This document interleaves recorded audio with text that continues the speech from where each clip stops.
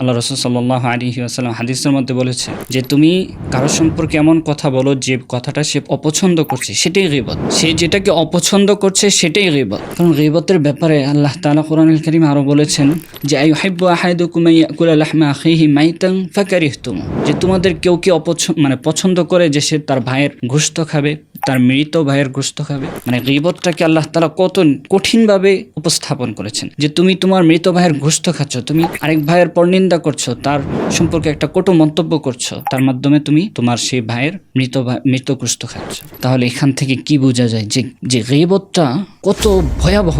কিন্তু আমাদের কাছে এই গীবতটা খুব সিম্পল ব্যাপার হয়ে গেছে। বা 5 ওয়াক্ত নামাজ পড়ছি ঠিক মতো, কিন্তু এরপরেও আমি যে গীবত করছি এটা নিয়ে আমার মধ্যে কোনো অনুভূতি নেই, আমি ফিল করি না যে আমি আসলে গীবত করছি কিনা। তো আল্লাহ তাআলা আমাদেরকে গীবত থেকে বেঁচে থাকার তৌফিক দান করুক এবং গীবতের এই ভয়াবহ যেই শাস্তি এটাকে আমাদের নিজেদের ইহসাস, নিজেদের অনুভূতির ভিতরে আনার চেষ্টা করি।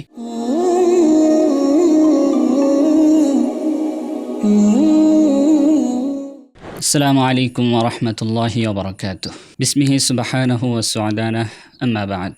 যে যেখান থেকে শুনছি আমরা আমাদের এই ইসলামিক চ্যানেল, আমরা সকলেই দ্বীনের স্বার্থে, দ্বীন প্রচারের স্বার্থে আমরা এটাকে সাবস্ক্রাইব করে নিব। তো আজকে যে বিষয়টা নিয়ে আলোচনা করব সেটা হচ্ছে গীবত। আসলে আমাদের জীবনে, আমাদের প্রাত্যহিক জীবনে গীবতটা একটা মহামারী রূপ ধারণ করেছে। কারণ গীবতটাকে আমরা খুব সিম্পল মনে করি, বা এই বিষয়টা আমাদের কাছে খুব সিম্পল হয়ে গেছে এখন। কারণ আমরা কখন কি বলছি, কখন কি করছি, বা কখন কার সাথে কি বলছি, আমাদের কাছে এটা নিয়ে খুব বেশি আমরা একটা ম্যাটার করি না, যে এটা কোনো বিষয় না। অথচ আমরা যদি একটু খেয়াল করি, আমরা যদি একটু মনোযোগ দিই, একটু অ্যাটেনশন দিই, আমরা দেখবো যে আমাদের কত কাজে আমরা গীবত করছি। অথচ গীবতের বিষয়টা আল্লাহ তাআলা পবিত্র কোরআনুল কারীমে বলেছেন, রাসূল সাল্লাল্লাহু আলাইহি ওয়াসাল্লাম হাদিসের মধ্যে বলেছেন গীবতটা কত গুনাহ এবং এটা কত মারাত্মক একটা গুনাহ। তো প্রিয় ভাই ও বোন যারা শুনছি, যে গীবত আমাদের কোন কোন জায়গায় হতে পারে।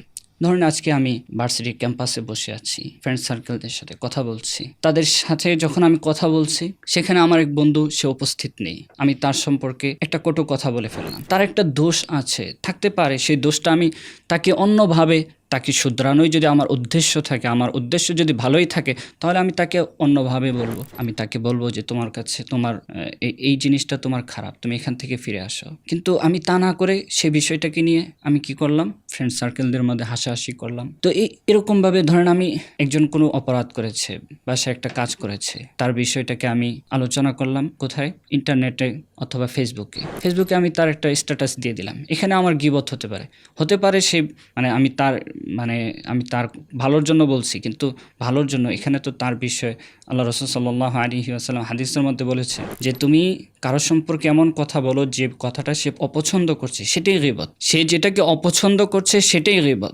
তুমি বলতেছো এই কথাটা সে অপছন্দ করলে গীবত হয়ে যাচ্ছে, এটা তো তোমার মাথায় নেই, এটা তুমি নিচ্ছ না। কারোর সম্পর্কে তুমি যৌক্তিক সমালোচনা করতে পারো, সেটা তাকে আগে তার কাছ থেকে, অথবা সেটা কোনো দলীয়ভাবে হতে পারে, কিন্তু ব্যক্তিগতভাবে তুমি কারো সমালোচনা আগে করতে পারো না। এখান থেকে তোমার গীবত হচ্ছে। তো আজকে আপনি ধরেন কোথাও একটা টকশোতে বসে আছি, সেখানে আলোচনা হচ্ছে অনেক বিষয়, রাজনৈতিক বিষয় আলোচনা হচ্ছে। তো কারো একটা বিষয়, সেখানে আমি কোনো কথা নাই, বার্তা নাই, আমি সেখানে তার সম্পর্কে একটা কটু মন্তব্য করে বসলাম। অথচ আমার জানাই নেই যে আমি তার বিরুদ্ধে বলছি, বা তার বিরুদ্ধে আমি একটা গীবত করতেছি, চগলখড়ি করতেছি। এটা আমি সেই দিকে মনোযোগই দিলাম না, কিন্তু এটাও তো আমার গীবত হচ্ছে। আল্লাহ তাআলা পবিত্র কোরআনুল কারীমে বলেছেন যে ইয়া আইয়ুহাল্লাযীনা আমানু ইজতানিবু কাসীরাম মিনায-যন, তোমরা মানুষের ব্যাপারে মন্দ ধারণা থেকে বেঁচে থাকো। কারণ অনেক ধারণা আছে যেটা কি ভালোও হতে পারে, আবার অনেক ধারণা আছে সেটা খারাপও হতে পারে, কিন্তু মানুষের ব্যাপারে নেগেটিভ ধারণা, সেগুলো থেকে বিরত থাকো। সেই নেগেটিভ ধারণা থেকে আপনি তার সম্পর্কে একটা মন্তব্য করে ফেললেন, অথবা আপনি একটা সমাবেশে দাঁড়ালেন, সেখানে দাঁড়িয়ে আপনি তার সম্পর্কে, যে কোনো একটা ব্যক্তির সম্পর্কে মন্তব্য করে ফেললেন, তার সম্পর্কে একটা কিছু বলে ফেললেন। আপনি একজন ডাক্তারের কাছে গেছেন, ডক্টরকে দেখালেন, আপনি একজন ডক্টর, আপনি একজন সমাজ সেবক, সমাজে আপনি একজন সেবক, আপনি মানুষকে সেবা দিচ্ছেন, একজন ভালো মানুষ, আপনি সমাজের উচ্চ স্তরের একজন মানুষ। তো সেখানে আপনার কাছে একজন রোগী আসার পর সে প্রেসক্রিপশন দেখলেন অন্য ডাক্তারে, দেখে তার সম্পর্কে একটা কটু মন্তব্য করে ফেললেন। এটা আপনার জন্য গীবত। শুধু তাই না, আপনি একটা প্রতিষ্ঠানে গেলেন, প্রতিষ্ঠানে গিয়ে সেখানে আপনি বসে আছেন প্রিন্সিপাল অথবা আপনি একজন শিক্ষক, তো আপনি যখন শুনলেন যে আপনার প্রতিষ্ঠানে যে ছাত্র এসেছে, যে স্টুডেন্ট এসেছে, সে অন্য প্রতিষ্ঠান থেকে এসেছে, তো শোনার সাথে সাথে আপনি গার্ডিয়ানের কাছে মন্তব্য করে বসলেন, আরে সে তো ওইখান থেকে এসেছে, আর ওই প্রতিষ্ঠান তো খুব বেশি ভালো না, ওই প্রতিষ্ঠানের এই সমস্যা আছে, ওই সমস্যা আছে, আপনি সেগুলো বলে ফেললেন। এটা আপনার জন্য গীবত। এরপর আপনি শিক্ষক হয়ে অপর শিক্ষকের একটা কটু মন্তব্য করলেন। কেউ আপনার কাছে জানতে চাচ্ছে যে আসলে সে শিক্ষক, সে কেমন, তো আপনি তার সম্পর্কে একটা ভালো মন্তব্য করেন। ভালো মন্তব্য করলে তার আশপাশে যারা আছে বা যে শুনছে, সে মানুষটা তো একটা ভালো একটা পজিটিভ দিক নিয়ে যাবে তার কাছে, কিন্তু আপনি শুরুতেই তার সম্পর্কে একটা নেগেটিভ একটা কনসেপ্ট তার ভিতরে ঢুকিয়ে দিলেন। এই যে আপনি যে কাজটা করছেন, আপনার কাছে মনে হচ্ছে এটা খুব সিম্পল ব্যাপার, কিন্তু প্রিয় ভাই বোন, এই বিষয়টা অত্যন্ত গুরুতর একটা বিষয়। কারণ গীবতের ব্যাপারে আল্লাহ তাআলা কোরআনুল কারীমে আরো বলেছেন যে আইয়ুহিব্বু আহাদুকুম ইয়াকুলা লাহমা আখিহি মাইতান ফাকারিহতুমু, যে তোমাদের কেউ কি পছন্দ করে যে সে তার ভাইয়ের গোশত খাবে, তার মৃত ভাইয়ের গোশত খাবে। মানে গীবতটাকে আল্লাহ তাআলা কত কঠিনভাবে উপস্থাপন করেছেন, যে তুমি তোমার মৃত ভাইয়ের গোশত খাচ্ছ, তুমি আরেক ভাইয়ের পরনিন্দা করছো, তার সম্পর্কে একটা কটু মন্তব্য করছো, তার মাধ্যমে তুমি তোমার সেই ভাইয়ের মৃত গোশত খাচ্ছ। শুধু তাই নয়, আল্লাহ রাসূল সাল্লাল্লাহু আলাইহি ওয়াসাল্লাম হাদিসের মধ্যে বলেছেন যে আল গীবাতু আসাদ্দু মিনাজ জিনা, গীবতটা হচ্ছে জিনার চাইতেও আরো ভয়াবহ। জিনাটা আমাদের সমাজে কত ভয়াবহ একটা জিনিস। আমাদের চোখের জিনা হচ্ছে, হাতের জিনা হচ্ছে, আমাদের জবানের জিনা হচ্ছে, কানের জিনা হচ্ছে, আমাদের চলার জিনা হচ্ছে। আর মানুষের প্রত্যেকটা অঙ্গ প্রত্যঙ্গই কিন্তু কাল কিয়ামতের ময়দানে আল্লাহ তাআলার সামনে সেগুলো দাঁড়াবে, সেগুলো তার সম্পর্কে সাক্ষ্য দিবে। আল-ইয়াওমা নাখতিমু আলা আফওয়াহিহিম ওয়াতুকাল্লিমুনা আইদিহিম ওয়াতাশহাদু আরজুলুহুম বিমা কানু ইয়াকসিবুন। আল্লাহ তাআলা কোরআনুল কারীমে বলেছেন যে কাল কিয়ামতের ময়দানে আমি বান্দার মুখে মোহর মেরে দিব, যে সে কোনো কথা বলতে পারবে না। তো সে যে কাজের গুনাহ করেছে তার জবান তার বিপক্ষে সাক্ষ্য দেবে, যে স্থানে সে গুনাহ করেছে সেই স্থান তার বিপক্ষে সাক্ষী দেবে। ইয়াউমাইযিন তুহাদ্দিসু আখবারাহা বিআন্না রাব্বাকা আওহা লাহা। ঠিক তেমনিভাবে তার হাত তার বিপক্ষে সাক্ষী দেবে, তার কান তার বিপক্ষে সাক্ষী দেবে, এমনকি তার শরীরে যে চামড়া আছে সেগুলো ওয়াকালু লিজুলুদিহিম লিমা শাহিদতুম আলাইনা। আল্লাহ তাআলা কোরআন আরও বলেছেন যে তার শরীরের যে চামড়াগুলো আছে সেই চামড়াগুলো সাক্ষী দেবে। আর কাল কিয়ামতের ময়দানে আপনার জবানে আল্লাহ তাআলা মোহর মেরে দিবেন, তখন সমস্ত কিছু আপনার শরীরে যা কিছু আছে এই সমস্ত কিছু আপনার বিপক্ষে সাক্ষী দেবে। কিন্তু এই বিষয়টা আমি ধারণ করি না।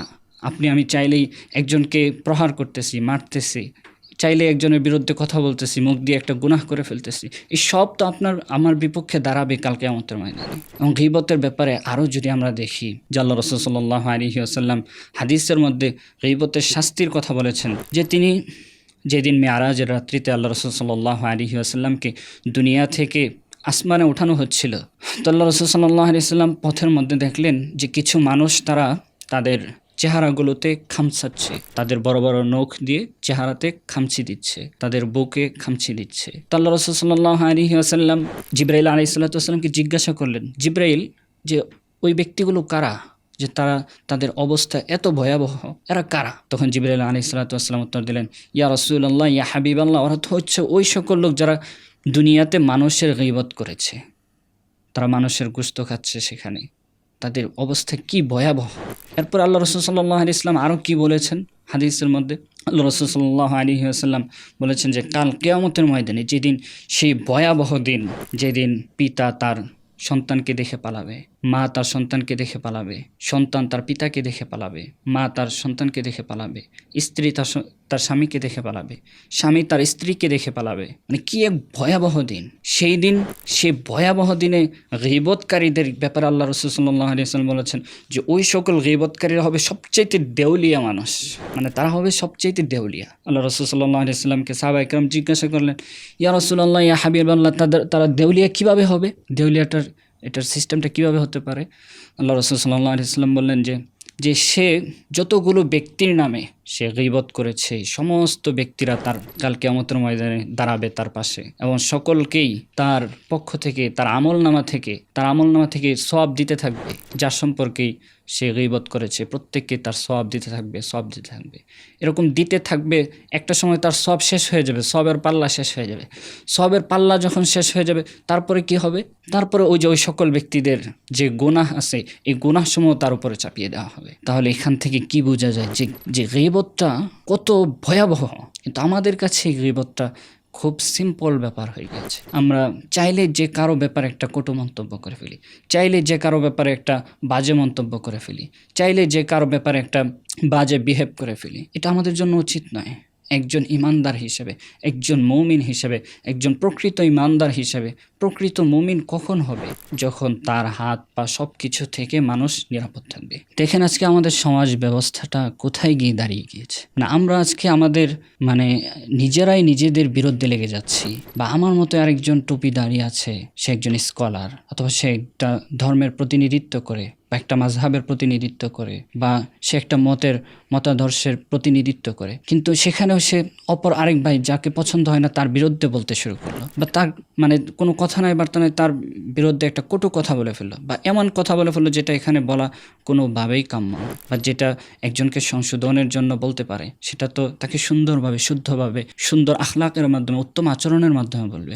কিন্তু সেটা না করে কি করে তার বিরুদ্ধে কোথাও কোনো মাহফিলে, কোনো সেমিনারে তার বিরুদ্ধে বলা শুরু করলো। এটা কখনোই কাম্য নয়। বা এক দল আরেক দলের বিরুদ্ধে, আমাদের বাংলাদেশের যে রাজনৈতিক অবস্থা সেটাও যদি আমরা দেখি, এক দল আরেক দলের বিরুদ্ধে দেদারসে তারা বলছে, দেদারসে একজন আরেকজনের বিপক্ষে বলতে পারে, কিন্তু যেটা অসত্য, যেটা শুনলে সে কষ্ট পেতে পারে, একটা তো হচ্ছে সে নিজে করেছে যে হ্যাঁ এটা আমার বিরুদ্ধে বলেছে, বা আমি তো এটা করেছি, ঠিক আছে, এতে তো সমস্যা নেই, কিন্তু আমি করি নাই, আমার বিরুদ্ধে এমনিতে একটা কুৎসা রটনা করে দিল, তাহলে সে এটাও কি গীবত? এই গীবত আমাদের ভিতরে কতটা সিম্পল ব্যাপার হয়ে দাঁড়িয়েছে। আজকে এই গীবত থেকে শুধু আমরা সাধারণ মানুষই যে শুধু বেঁচে থাকবো তা না, আমাদের মতো যারা আছি, আমাদের মতো যারা টুপি দাড়িওয়ালা আছে, আমরা অনেক সময় মনে করি অনেক আমল করি, বা 5 ওয়াক্ত নামাজ পড়ছি ঠিক মতো, কিন্তু এরপরেও আমি যে গীবত করছি এটা নিয়ে আমার মধ্যে কোনো অনুভূতি নেই। আমি ফিল করি না যে আমি আসলে গীবত করছি কিনা। এটা আমার ভিতরে ঢোকানোর দরকার, যে আমার কথার দ্বারা আমি গীবত করছি কিনা, আমার কথার দ্বারা আরেকজনের ক্ষতি হচ্ছে কিনা, আমার কথার দ্বারা আরেকজনকে আমি কষ্ট দিচ্ছি কিনা। এটা কিন্তু গীবত। এই সব কিছুই গীবতের অন্তর্ভুক্ত। কথার মাধ্যমে, লেখার মাধ্যমে, জবানের মাধ্যমে, ইশারার মাধ্যমে গীবত হয়। আল্লাহ রাসূল সাল্লাল্লাহু আলাইহি ওয়াসাল্লামের হাদিস আছে যে রাসূলের কাছে এক সাহাবী আসছেন, সে ইশারার মাধ্যমে একজনের কথা সে বলে ফেলল। তো আল্লাহ রাসূল সাল্লাল্লাহু আলাইহি ওয়াসাল্লাম সাথে সাথে বলেছেন যে তুমি তো গীবত করে ফেললা। সাথে সাথে সে তওবা করেছে। এর দ্বারা বোঝা যায় কি, গীবতটা ইশারার মাধ্যমেও হতে পারে। আপনি একজন ইশারার মাধ্যমে তার খারাপ জিনিসটাকে আপনি উপস্থাপন করলেন, ইশারার মাধ্যমে হতে পারে। তো গীবতটা আমাদের সমাজের প্রত্যেকটা রন্ধ্রে রন্ধ্রে, বা মানুষের চলার পথের প্রত্যেকটা রন্ধ্রে রন্ধ্রে আছে। তো এই গীবত থেকে আমরা বেঁচে থাকবো। গীবতটা মহামারী আকার ধারণ করেছে। তো আল্লাহ তাআলা আমাদেরকে গীবত থেকে বেঁচে থাকার তৌফিক দান করুক, এবং গীবতের এই ভয়াবহ যেই শাস্তি, এটাকে আমাদের নিজেদের ইহসাস, নিজেদের অনুভূতির ভিতরে আনার চেষ্টা করি। আপনার যদি এই আলোচনা শুনে ভালো লাগে, মুগ্ধ হন, এবং মনে হয় যে এটা ইসলাম সম্পর্কে, তাহলে আল্লাহ রাসূল সাল্লাল্লাহু আলাইহি ওয়াসাল্লাম তিনি বলেছেন যে বাল্লিগু আন্নি ওয়ালাউ আয়া, আমার পক্ষ থেকে একটা হাদিস হলেও, একটা আয়াত হলেও তোমরা পৌঁছে দাও। তো আপনি তো সব জায়গায় এই কাজ আপনি নিজে যে করতে পারবেন। আপনি এটাকে শেয়ার করেন, আপনি তো সেই সওয়াব পেয়ে যাবেন। এজন্য যারা শুনছি, যদি ভালো লাগে আমাদের এই ভিডিওটাকে আপনি নিজে শেয়ার করুন, অপরকে শেয়ার করার জন্য উদ্বুদ্ধ করুন। ওমা তৌফিক ইল্লা বিল্লাহ। আসসালামু আলাইকুম ওয়া রাহমাতুল্লাহ। আল্লাহ তাআলা আমাদেরকে সেই তৌফিক দান করুক। আমিন।